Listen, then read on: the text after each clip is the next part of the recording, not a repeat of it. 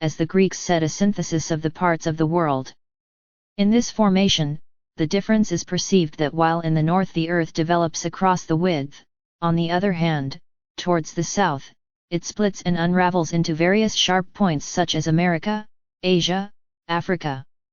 The same happens with the products of nature. In that northern part where the lands are connected, a series of common natural products are offered, which are explained in natural history, whereas in the sharp, southern points, observe the greatest particularism. Thus in the botanical and zoological aspect, the northern area is the most important, most of the animal and plant species are found in it. On the other hand, in the south, where the earth is divided into pointed parts, the natural forms are more individualized. Hegel, 1994, p. 164. The north represents civilization and progress, what is above all, and the south what is depreciated, what is below, barbarism, what is inferior, impotence. Being above represents life, being below death. The south is excluded from history and universal philosophy. It has been eliminated, it is barbaric, and uncivil. Hegel's east and west are equivalent to a certain extent to the south and the north respectively. In other words, the east and west bear a certain similarity to being below or above, in the same way as being located in the uncivil south, or in the civilized north respectively. In other words, the east is an equivalent of the south, it corresponds to being below, while the west is equivalent to the civilized north, that is, to being above. However, if we walk towards the east, we are walking towards the west, and walking towards the south is a way of doing it towards the north. The polarities are complementary, not contradictory. The term west etymologically means to fall, to set, the sun, sunset, related to death. The new world is situated in the twilight, in the darkness, the death, the end, the fall. Footnote, West, 1438. Tom. From Lat. Occidens, tis, id, active participle of occidere, to fall, to set, the sun. Deriv. Occidenta, H.1440. Sunset, meds 16. The T acasis, us, id, from acasis, a, western participle. Corominas, Joan. 1997. Brief Etymological Dictionary of the Castilian Language. Madrid, ed. Grados. End of footnote. Placing yourself below is related to the forbidden, the dirty, the sinful, the wild, death, the fall, the inferior, the darkness, and defeat. Instead, being up is identified with the sun, greatness, light, flight, with the superior, above, masculine, and being below with the inferior, below, feminine. In a sense, European centrism assumes an active masculine character, and the rest of humanity the passive feminine. Eurocentric thought shows a claim of universality, of patriarchal superiority, of being high up in the north, in the absolute west, in a place of prominence. For Alfred Adler, abstract top-down concepts play a very important role in the genesis of human culture. Adler supposes that these concepts appeared when the human began the upright posture. Due to the hygienic principles, education has condemned being down, sticking or crawling on the ground, related it to the forbidden, the dirty and sinful.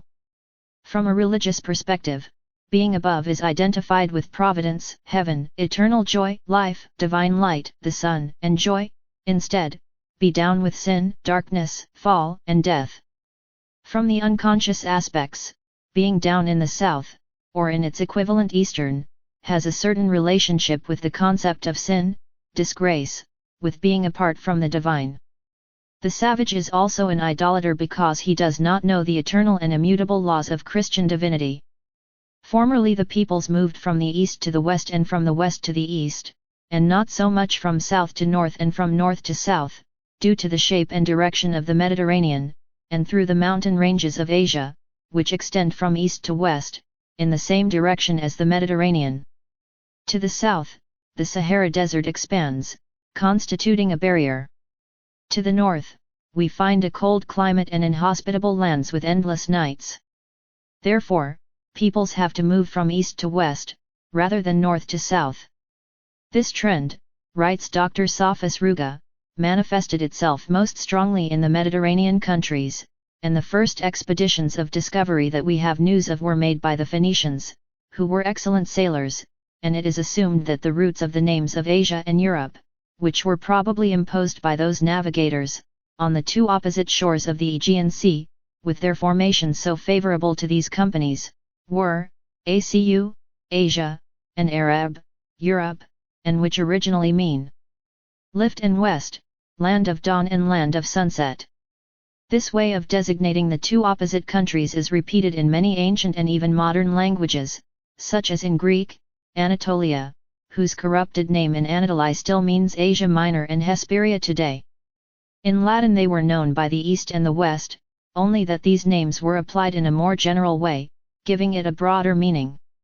In Italian it has always been used East and West, understood by the first voice, more especially the Asian coasts of the Mediterranean. These same voices are used in even more reduced senses, as for example in the Riviera of Genoa. Finally in German, Morgenland and Abendland, land of the morning and land of the afternoon, are two words that come to be more or less identical with Asia and Europe. This wealth of denominations did not exist, as can be inferred from what has been said above, for the north and south regions, that is, for the northern and southern countries. For all these reasons, trips, explorations, and discoveries were made at all times, preferably in the east and west directions. Onken, 1890, pages 1–2. The study of geography and cartography were essential in a time of constant territorial expansion. Geography was related to the idea of a divine, natural, and predestined will that mysteriously decided to give the colonizing nations an extension, and a territorial space to continue their expansion. Karl Ritter's geographical theories gave rise to the idea of living space already mentioned by Friedrich Ratzel and anthropogeography. This ideology was welcomed by the Nazi geographer Karl Haushofer, founder of the National Socialist German Workers' Party along with Joseph Goebbels and Adolf Hitler.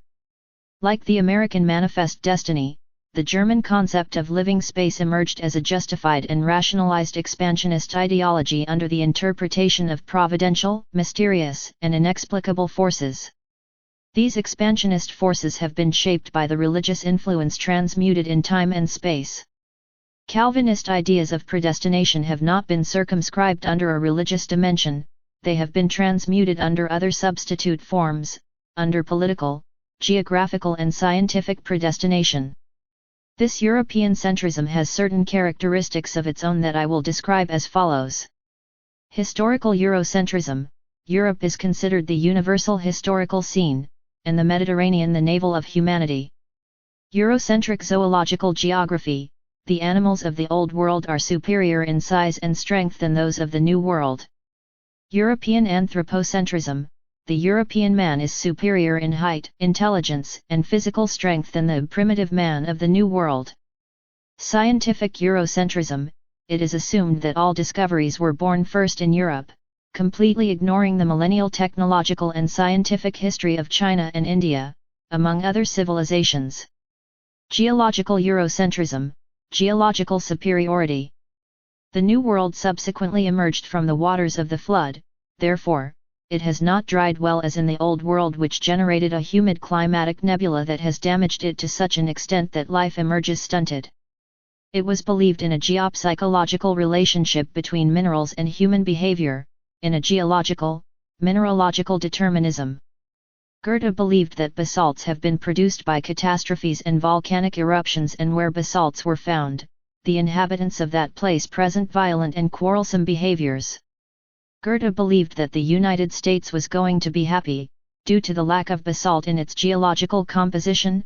Gerby, 1960, p. 329. Botanical Eurocentrism: Old World plants are superior to New World plants. Religious Eurocentrism: the Christian and European religion is superior to the pagan religions, which Europe must civilize.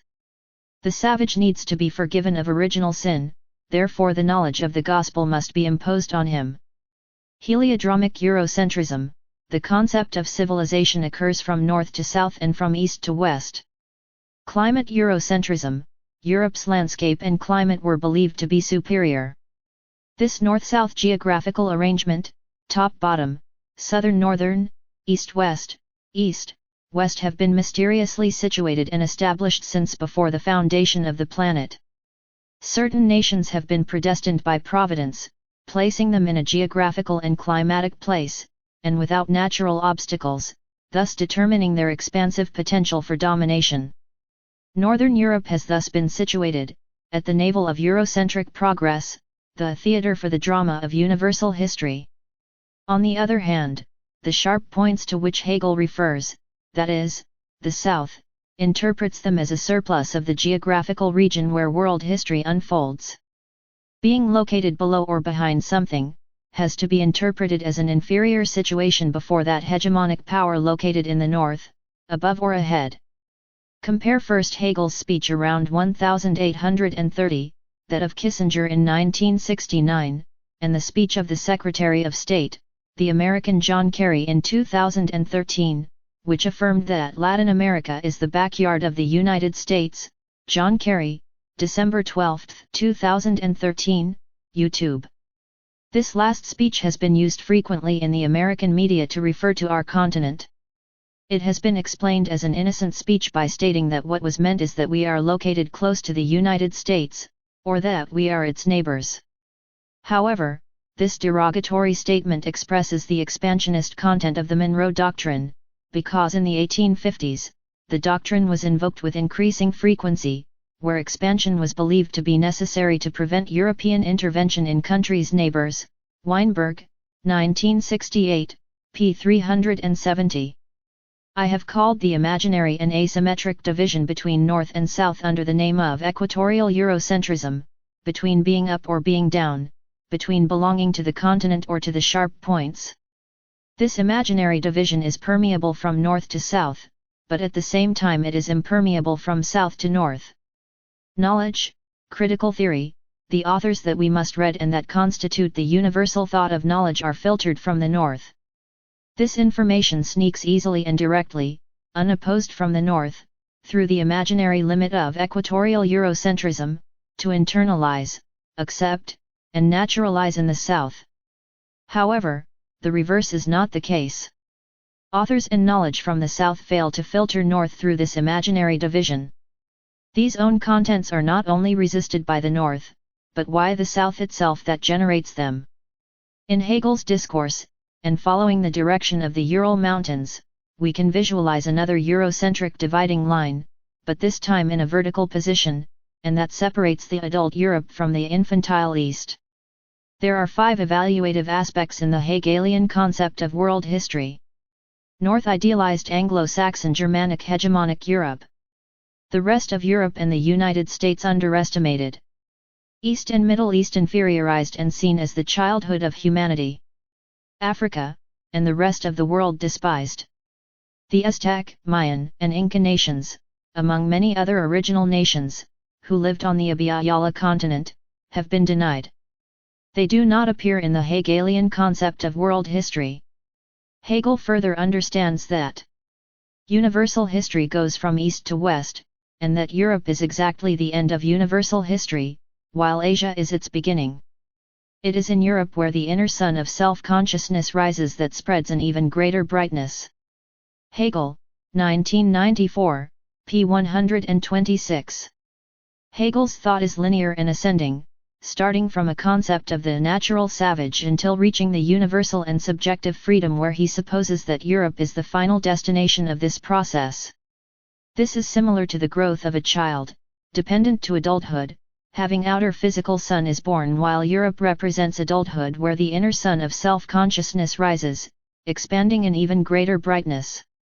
In the myth of Genesis, when man and woman lose paradise, one of the curses they suffered as a result of disobedience involved the degeneration of the forms and quality of the plants.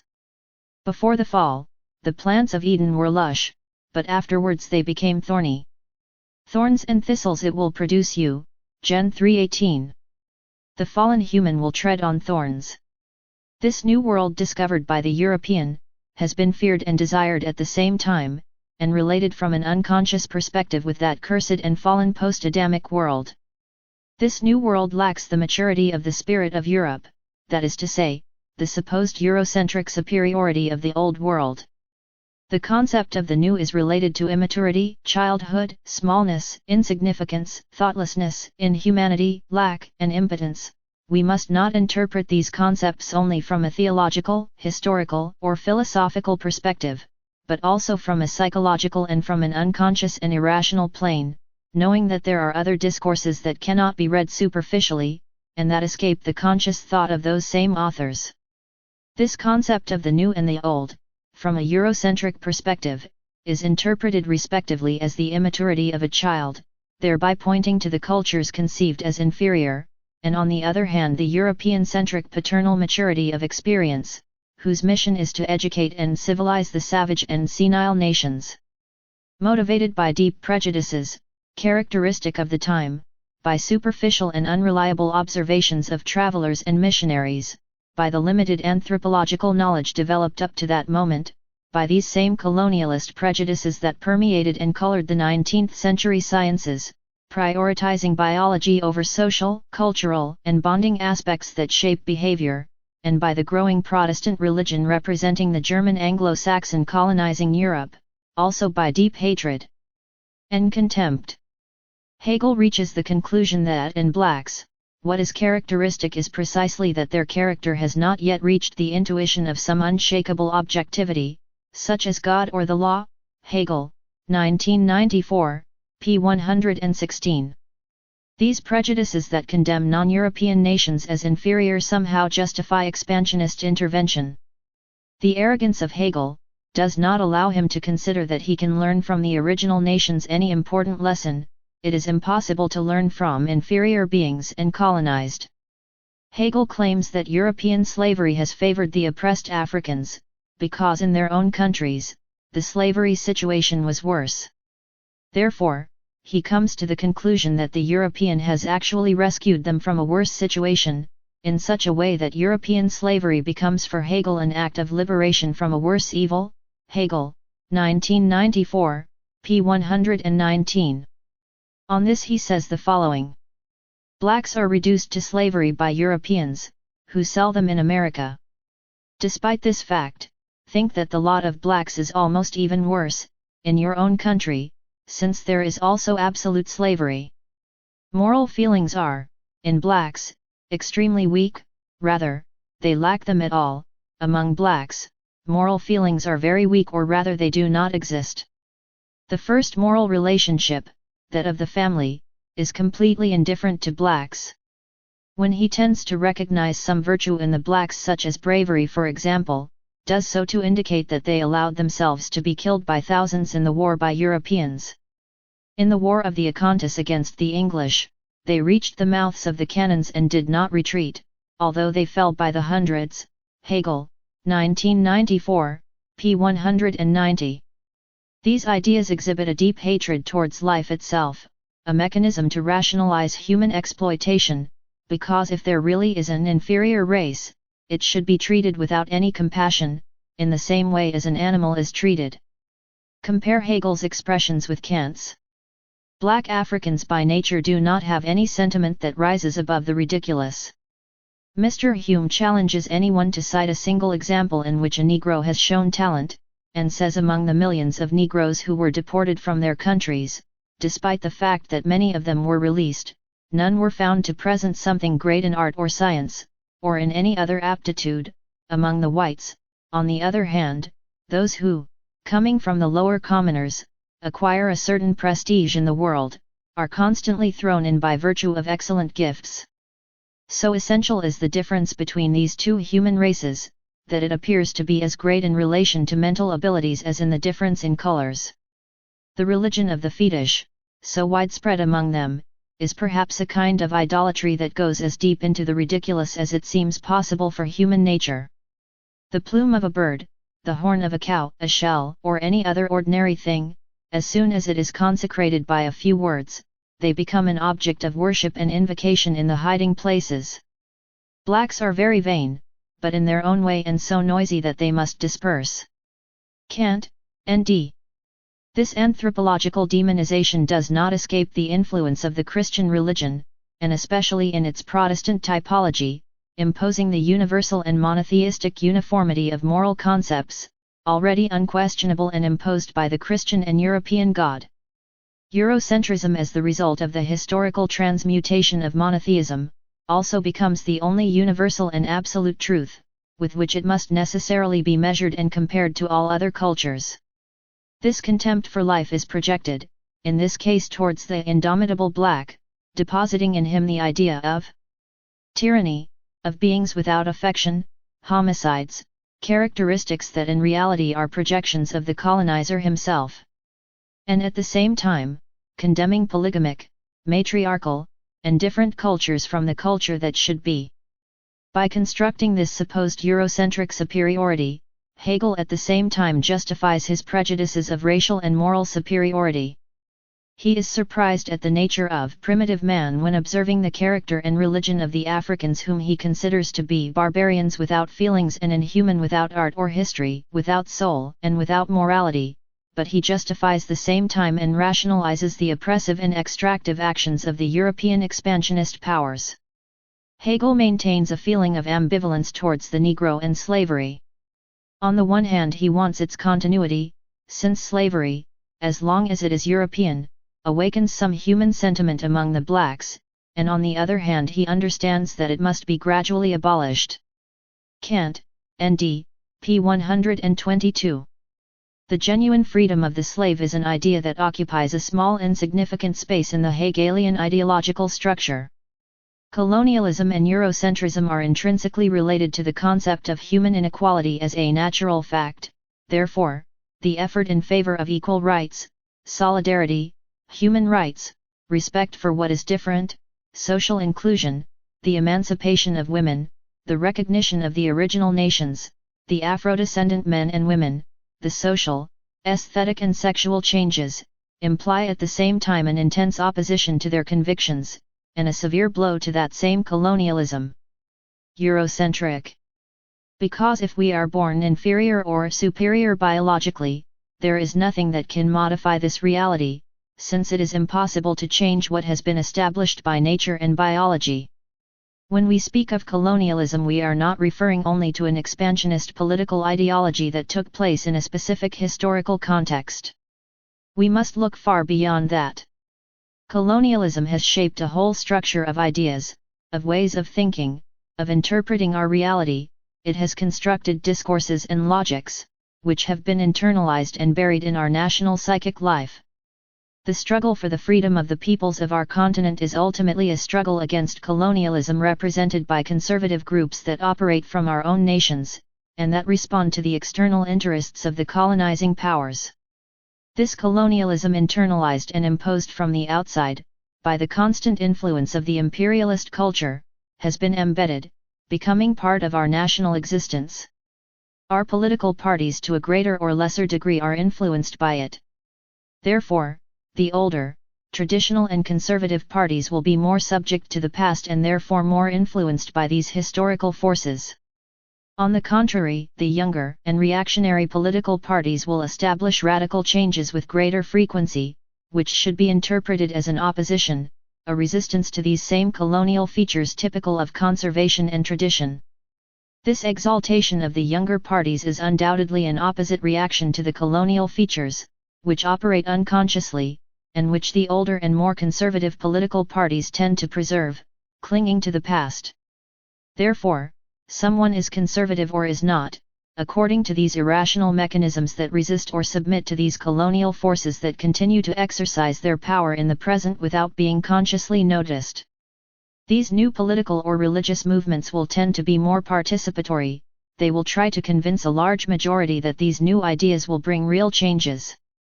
They will spread this message everywhere. They will be more dynamic and will make themselves known, because it is necessary to overshadow the opposing forces from which they detached themselves and became independent. On the other hand, the conservative forces will resist making a historical review, since their institutional stability depends to a great extent on everything remaining unchanged or unchanged, for fear that an entire building of already rusty convictions will be shaken. This mechanism that occurs in politics must also occur in religion. To illustrate this, let's take the Reformation period in the 16th century as an example. These new churches, which no longer recognized the supremacy of Rome, came into conflict with traditional medieval ideas.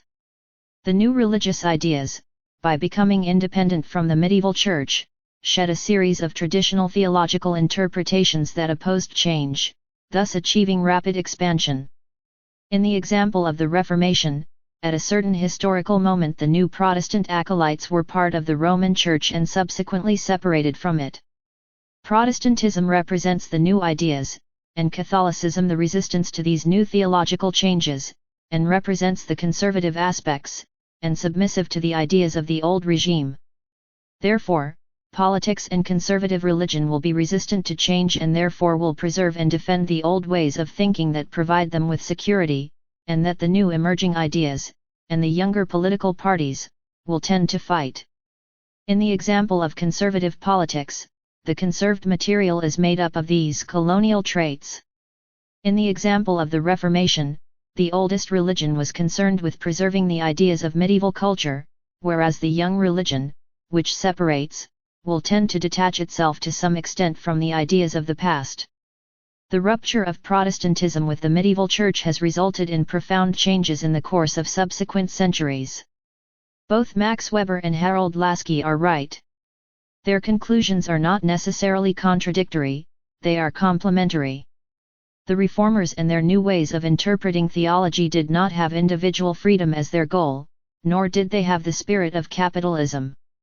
The concept of predestination and the universal priesthood brought as a consequence profound subsequent changes in the psychological, economic, political, and industrial aspects.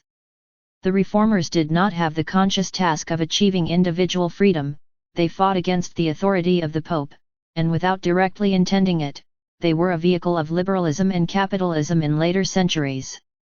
The Reformation emancipated men and women from the power of the papacy, but in doing so it was doing so simultaneously in other dimensions of social life.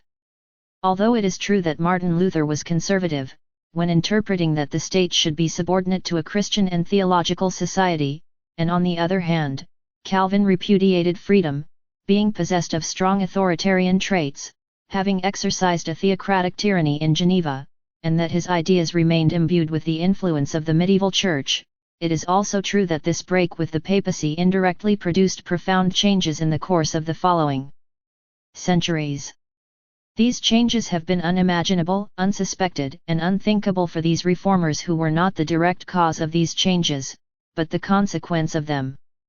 But let us return again to the political concept of being conservative or progressive, hoping that the example of the Reformation has shed some light on this point.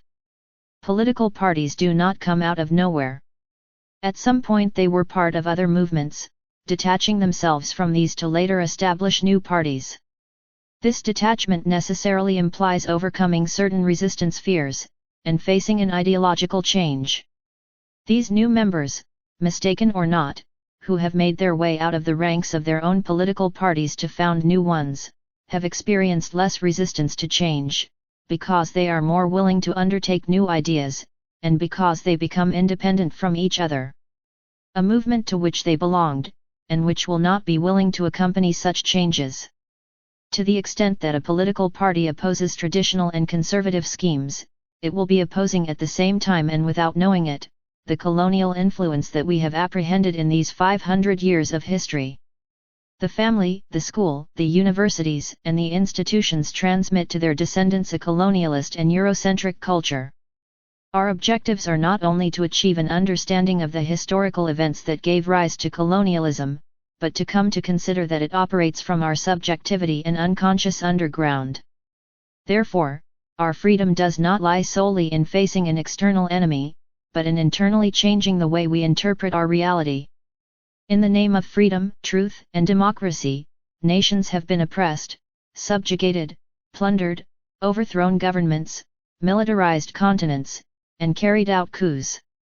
Freedom implies a linking and national process, which we must work constantly and gradually free ourselves from the colonizing ties that remain buried in the unconscious of our nations. We are not talking here only of a manifest and conscious freedom, but of a latent freedom that still wants to remain subjugated to tyrannical colonizing forces typical of past centuries. The construction of our own identity is fundamental, as a civilization different from the European one, and the American one. In this XXI century we must loudly proclaim tolerance, inclusion, recognition of the different, the diverse, the heterogeneous, the culture of protection of the weakest, the helpless, and the needy. We need to make a new interpretation of history, philosophy, and the social sciences, contaminated by the colonial and Eurocentric features that we have learned in our schools and universities as unquestionable truths. Unlearn and learn again, to unlearn and learn again, deconstruct and build, demolish our buildings of convictions that give us security and shelter, to build new buildings that will be demolished again. Confront and question our own convictions inadvertently influenced by the universal claims of European-centric culture. Education should be based on freedom, heterogeneity, participation, communication, learning, and not on the influence of submission, passively leaning towards external powers, before nations that preach progress, but that wish to lead to our civilization to live in the darkness of centuries past. They are colonialist nations that consider themselves the champions of democracy, but at the same time, they build coups in front of our very eyes. The political independence of our nations gave its inhabitants a certain expansion and hope, but at the same time a sense of helplessness, and doubt. As independent nations, from a political dimension, it is necessary to solve our own problems. This political freedom and independence of the European crowns, brought with it that feeling of expansion, but at the same time of fear and helplessness, isolation, affections that were generally unconsciously expressed through fear of freedom, trying to submit again to the powers that were supposed to be defeated. We make a detour to redepend on the same expansionist forces from which we have supposedly freed ourselves, resisting the construction of our own national identities. We want freedom, but at the same time we fear it. The political independence of the colonized peoples must be built together, with the consciousness of psychological independence. Colonization affects not only certain freedoms, but the integral personality, the basic psychic structure of a certain society. When we speak of the epistemology of decolonization, we also speak of freedom, because when we understand the processes that led us to the present and decolonize our thoughts, we are freeing ourselves from fallacious convictions, internalized through an unconscious process, imposed externally, through time and time. Space, through a historical process of transmutations. This freedom of thought is not only achieved by signing a Declaration of Independence, but by developing a process that helps us to make visible, to realize, to denature and rescue ourselves from our colonialist ideas that we have been internalizing since our childhood as evident. We shake off again and again, the dust from our clothes impregnated with the prevailing discourse that has been strongly buried and imprinted in the unconscious of our nations, and in our institutions. These already colonized institutions inhabit our internal world. We are internalizing the discourse, ideas, and the way of interpreting our reality from a colonial perspective received from our early childhood through the family, our parents, school, religion and culture. This colonialism is unconscious. We naturally construct discourses that we live as our own, and with which we are proud, but which have actually been imposed from the outside. Colonialist and Eurocentric thought has an unsuspected character. It is socially internalized, naturalized, propagated as unconscious and uncritical forces that are part of our daily life. This thought has primarily permeated all layers of Western knowledge. It has constructed a discourse, created logics, established realities, naturalized existence. It has come a long way through many centuries, and its components have historically been transmuted under different forms of knowledge. These contents often emerge by letting themselves be seen, to plunge again into the abyssal depths of the historical unconscious. It is part of teaching, it has spread in schools and universities, it has influenced scientific thought, it is propagated through the media, it has built myths, it has rationalized imperialist expansionism and ridden on religion to plunder and eliminate the original nations on all continents.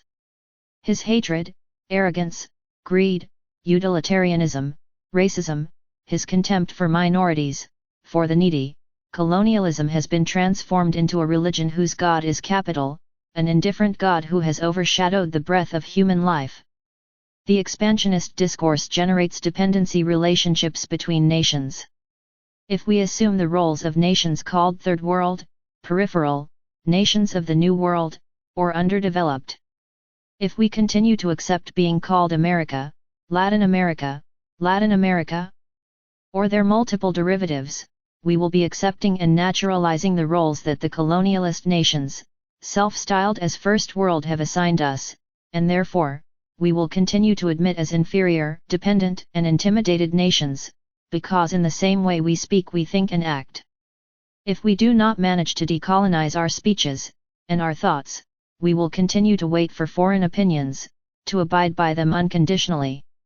The explosion of racism in Europe in the 19th century, which fragmented nations, and divided the world into savages and civilized, today these concepts have taken other dimensions, other substitutive forms, rationalized, disguised, and transmuted, adapted to a more civilized world, but to a certain extent they continue to prioritize colonial power. The change must begin in ourselves, resisting submitting to any manifestation of dependency. Colonial forces lie within each of us, and we become colonialists ourselves. Riestel affirmed that colonization could not have been carried out without the cooperation of the indigenous themselves who voluntarily submitted to Spanish power. The colonization was not carried out exclusively by the aggressor but by the cooperation of those ancient inhabitants of these lands that the Europeans called America. Without this cooperation, the conquest could not have been carried out. The aggressor must always find his epigones among the inhabitants of the very nations that he oppresses. The colonizer will not be able to carry out his colonization without the cooperation of the colonized nations themselves. It is often rightly stated that conquest was made by the original nations, and independence by the Spanish. The conquest could not have been carried out without the alliances between the Spanish and the indigenous population. Footnote: see Riestel, Matthew. N.D. Los 7 mitos de la conquista española. End of footnote. This reality continues to this day. We have been, and still continue to be, the cooperators and co-colonizers of this expansive European and American process. Not only do we relegate our freedom and have it for less, but at the same time we make it difficult for those people who sacrifice to obtain it, both for themselves and for us, to enjoy freedom. Unfortunately, it is our own nations that are helping to strengthen the authoritarian and implacable power of imperialism. In our own nations, a certain sector of journalism, the media, the monopoly of private television in the power of a handful of families, religion, politics, the judicial apparatus, and the army, among others, sells our freedom and induce us to submit to the aggressor. We identify with the aggressor by transforming ourselves into colonists of ourselves and submitting ourselves directly or unconsciously to external tyranny. When nations are internally divided, or pitted against each other, this facilitates the aggressor's dominance over them. The decolonization of thought is a linking process, which affects the colonizer and the colonized alike. Externally it appears that the colonist belongs to a free nation and the colonized to a subdued nation. However, the imperialist nation becomes dependent on the colonized nations, beyond its self-sufficient and material power, obtained through the oppression exerted on weakness. The colonizing nation is also dependent because it needs the existence of one or several nations to continue subjugating them, and feeding parasitically. An imperialist nation may seem to us a free nation, a lover of democracy, self-sufficient, independent and autonomous, being very difficult to conceive as a dependent nation due to its strength. Yet it is a nation as dependent as the weak nations which it subjugates miserably. A free nation will not need to submit to any other nation, precisely because it is supposed to be free, and to the extent that we submit we are submitting to each other, through a bond of dependence with that other. Therefore the imperialist nations have never been free nations, they do not know freedom, although they proclaim themselves democratic and independent, they are prisoners of their own imperialist dependence. Freedom generates an intense feeling of loss and fear. They fear that the nations they oppress will free themselves from their chains, and will be able to walk upright on their own feet, because in this way they will no longer be able to continue plundering their wealth. Then they will have to learn to be truly independent, that is, to achieve for themselves what they were doing through expansionist expropriation. The self-sufficient colonizing nations, as well as the inferior colonized ones, remain mutually subject in a relationship of dependency. There is not only an external imposition, but an internal one, from within these same nations. Faced with the loss of their colonies, the blockade and economic sanctions are the most desperate method that empires apply to nations that oppose their tyranny. Although externally it seems that the dominant nations are self-sufficient, free, autonomous, and independent, in reality they are not, since they need the use of dominance and manipulation to exist. These nations have the capacity to provide everything: economic aid, protection, shelter, loans, but they will never be able to give freedom, because they don't have it, and no one can give what they don't have. Once we were independent as nations, we have felt isolated, without the security of the influx of those nations that ruled and subjugated us. Once we decided to be free, we were afraid of that freedom, feeling helpless, allowing tyranny to perpetuate itself under other substitute forms of power. In our continent, this fear of freedom has produced, within its nations, behaviors and decisions that have weakened and allowed the interference of the imperialist power. The persistent economic, political, and social instability in our continent, its continuous dictatorships that begin with the republics, the presidents and constitutions that happen continuously, the repeated revolutions, conspiracies, resignations, revolts, wars, and military meetings.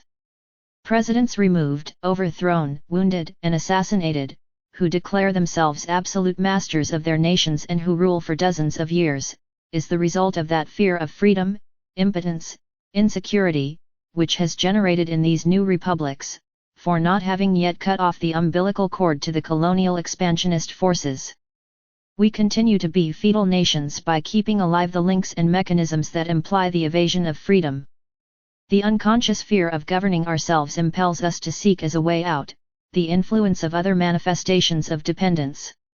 Therefore, Ugarte's great homeland will set the imperialist nations free when it frees itself, thus expelling the aggressor it has internalized. Not only do the colonizing nations have the power to give freedom to the colonized nations will also set the colonizing nations free. Our republics have been constituted from a colony where there was no representative government, where democracy was unknown. They were formed under an absolutist school, opposed to that of the English colonies. We need an education to help us visualize this reality. Freeing ourselves effectively and effectively from the European-centric influence and American centrism in our education, and to a great extent from the religious influence both on a conscious and unconscious level, which becomes another expansionist manifestation that suffocates the process of freedom, leads us to submission, and new forms of dependency. Education is intrinsically related to freedom, therefore it must present opposition to the dominant powers that wish to perpetuate our ignorance in order to expand. A participatory education, opposed to dependency bonds, where there are no fixed and invariable absolute truths, where we can build reality among all and for all, an education free from religious influence, from absolutist impositions, where teaching and learning be a dialectical and not unidirectional mechanism. It is necessary for our continent to continue its march on the path of decolonization. We have lived longer as a colony than as independent nations we presume to be free, meanwhile we are subject to external and internal powers that operate surreptitiously. We claim to have thoughts of our own, we say that we think for ourselves, that our ideas are spontaneous, and yet we behave like automatons at the same time. We want to get rid of the tyrant who overwhelms us, but at the same time his presence gives us security. Education should be the standard of our freedom. I firmly believe that freedom and learning have a certain analogy. In the same way, the process of freedom, like new learning, generates resistance to change, discomfort and fear. Colonialism being an intense expansive force that has permeated all areas of human activity, and which also operates under an unconscious influence, we should not be surprised that many men and women unknowingly fought from various fields of knowledge against these expansionist forces, hammering over and over again the hard armor of the hegemonic paradigms. From the field of psychiatry and social psychology in the Rio de la Plata, we can affirm that the ideas of Pichon Rivière were, from a certain point of view, decolonizing ideas, destined for profound social changes.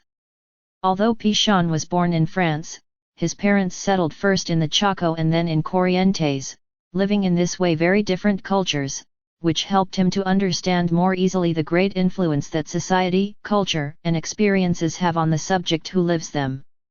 Pichon noted the racial prejudice that the Guarani Indians were held, and that many concepts about them were the product of legends.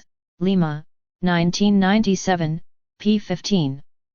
Pichon Rivière affirmed that when we learn something new, we change our way of interpreting reality, we necessarily shed certain convictions, already rusty, that gave us security, but that now must be replaced by others, which generates as a consequence certain resistance to the change.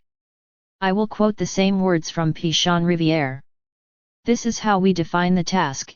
It consists of the approach to the object of knowledge that has an explicit or manifest level of approach.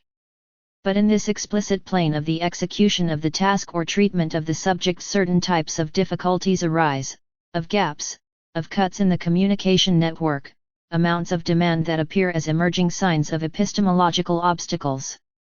The essential thing is this, that the explicitness of the execution of the task or the treatment of the subject, there are certain types of difficulties, the typical difficulties or gaps, or cuts in the communication network, and degrees of demand that seem like signs, as emerging from what we call epistemological obstacle.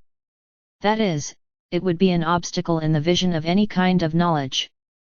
This obstacle or difficulty of approach, denounces an attitude of resistance to change, and we are approaching the center of the question. The epistemological obstacle centers the resistance to change, and our task is precisely to promote an operative change, in a group sense, change from one situation to another, in which what is explicit that we take as manifest is interpreted until something new appears, a new discovery or a new aspect. This obstacle or difficulty of approach denounces an attitude of resistance to change, analyzing the reason for resistance to change, and what change means for each of us. We could see that there were actually two basic fears with which we work permanently, the fear of loss, and the fear of attack. That is, in every attempt to change, anxieties arise which are opposed to change. The fear of loss consists of feelings or fears of losing due to the change, the previously achieved situation. The fear of attack means that by having changed, a new situation is created, a new anxiety, a new resistance to change where the individual finds himself in the new situation without instruments and therefore vulnerable.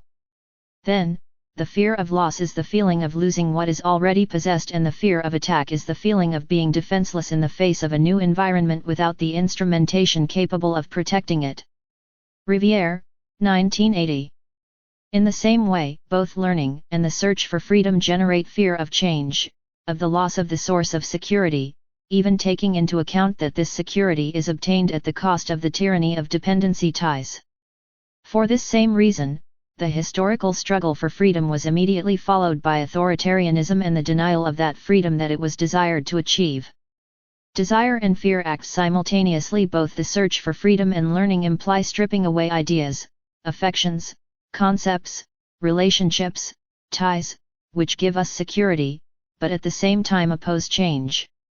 Deep down we want to change and at the same time keep everything in the same place, that is, we want to change so that everything remains as it is. Both in learning and in the process of freedom, fears occur.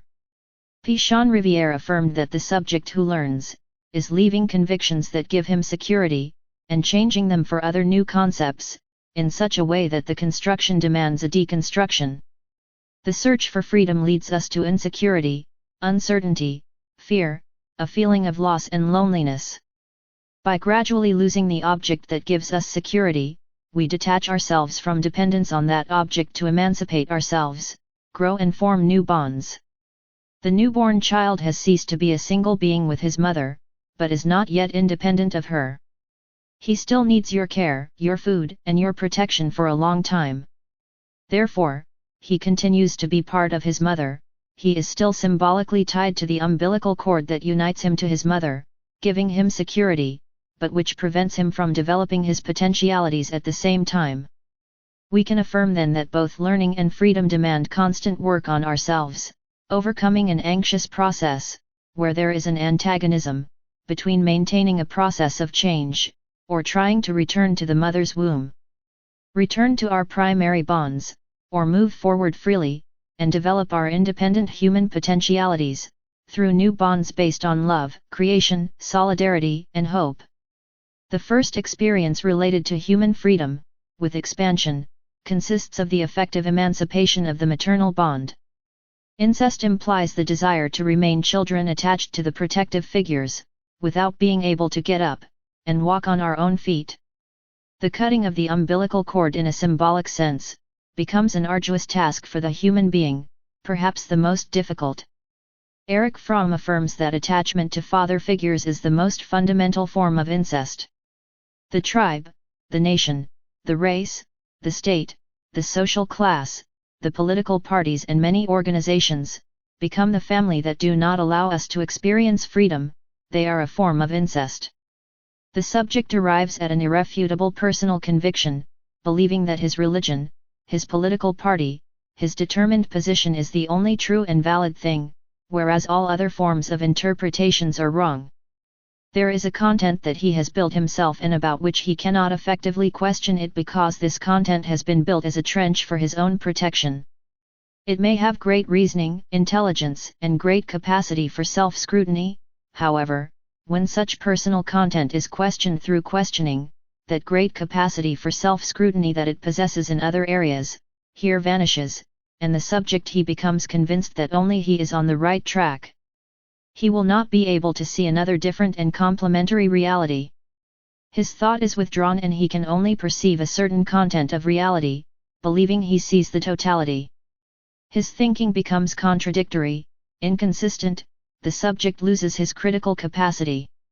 He will vigorously defend certain points that are visibly inconsistent, and in deeper cases, he can reach such a degree of confusion, to defend the most cruel acts, and be totally convinced that his convictions are irrefutable.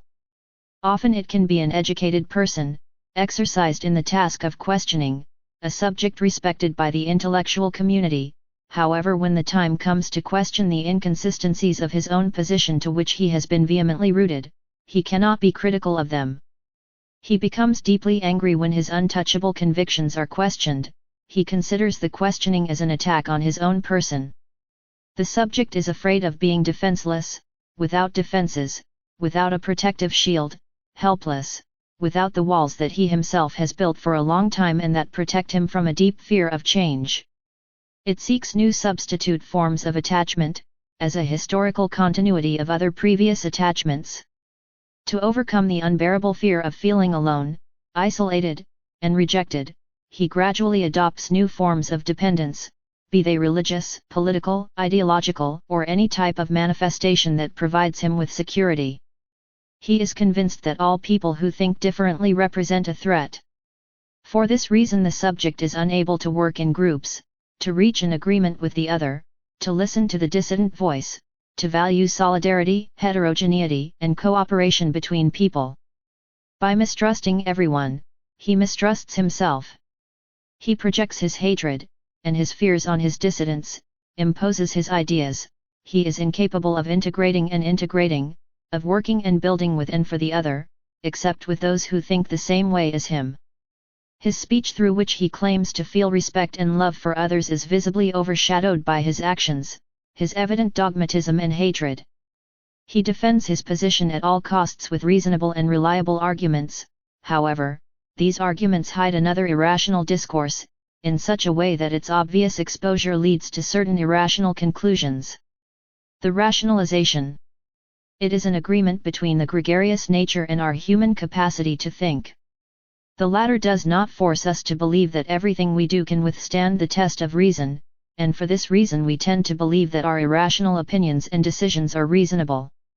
But since we are sheep, reason is not our main guide, we are guided by an entirely different principle, that of fidelity to the flock. The ambiguity of thought, the dichotomy between reason and the rationalizing intellect, is the expression of the basic dichotomy of man, the coextensive need for slavery and freedom. The development and total emergence of reason depend on achieving total freedom and independence. Until this has been achieved, man will tend to accept the truth demanded by the majority of his group. His judgment is determined by the need for contact with the herd and by the fear of being isolated from it. From N.D. p. 83. The subject places all his fears in a certain external object, outside of him to detect and combat it. That undesirable object can be of political, religious, economic, ideological origin, and that often represents the substitution of people, situations, experiences much deeper and that are unconscious for him.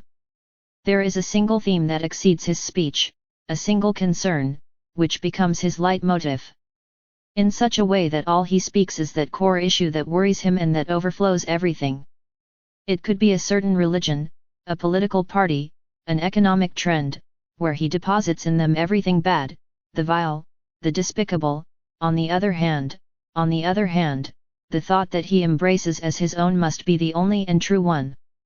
The real and unconscious meaning of his speech is not destined towards the search for justice, the love for life, the protection of others, as he really affirms, but rather to counteract, to fight, to passionately destroy that malignant and phobic object built by him.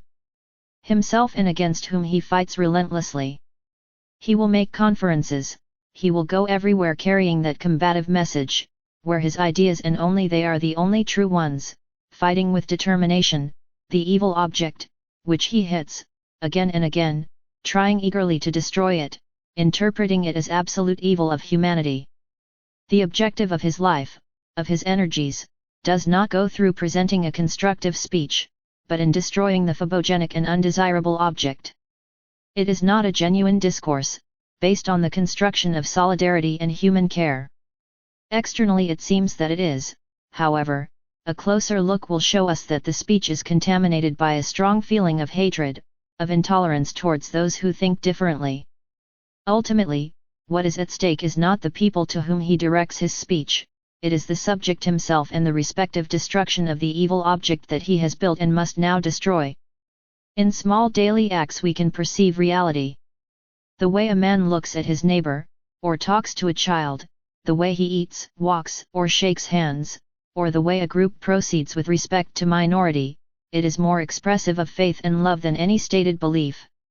From N.D. p. 87.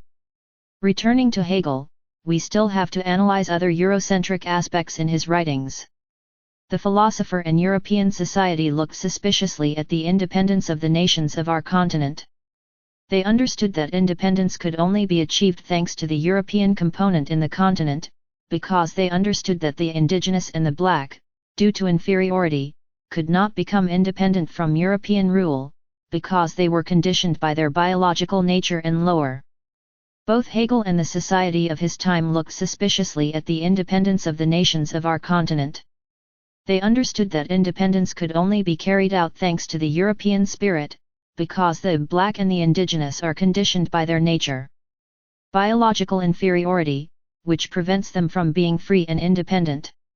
From a European conception, the various inferior races are accused of being submissive and servile in such a way that only a remnant of Europeans can subdue thousands of natives. We will see this discourse repeated frequently in expansionist ideologies, through Protestant missionaries, American politicians, and English.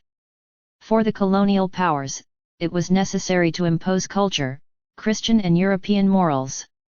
The savages were regarded as children to whom ecclesiastical and political authority had to be imposed. Mestizage is inadmissible, Hegel points out, because in this way we run the risk of forming a separate nation, losing European identity, and with it civilization and progress.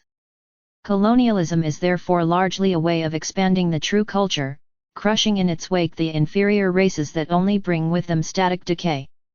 Universal history as Hegel understands it, has been interpreted under theological aspects, whether of a conscious or unconscious nature. The philosopher places the beginning of history beyond Syria, that is, in the geographical space where, according to the Bible, Eden was located. The countries located on the other side of Syria constitute the beginning of universal history but then remain immobile, separated from their march, beyond Syria, in Eden.